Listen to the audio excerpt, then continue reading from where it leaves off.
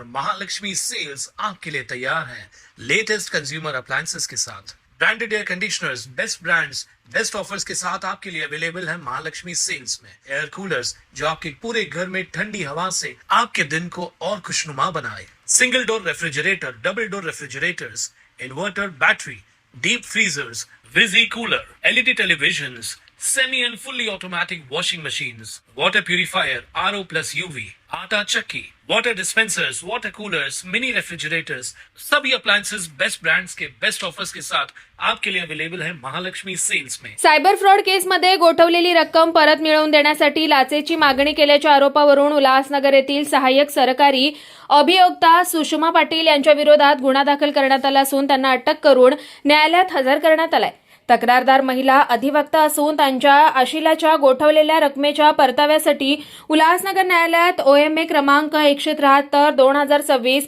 आणि 174/2026 अंतर्गत अर्ज दाखल करण्यात आले होते।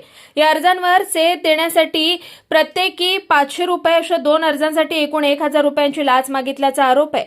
6 ऑगस्ट रोजी पंचक्षमक्ष केलेल्या पडताळणीमध्ये लाचेची मागणी झाल्याचं निष्पन्न झाल्यानंतर लाचलुचपत प्रतिबंधक विभागाने सापळा रचला, मात्र संशय आल्यानं संबंधित अधिकाऱ्यानं लाचेची रक्कम स्वीकारली नाही।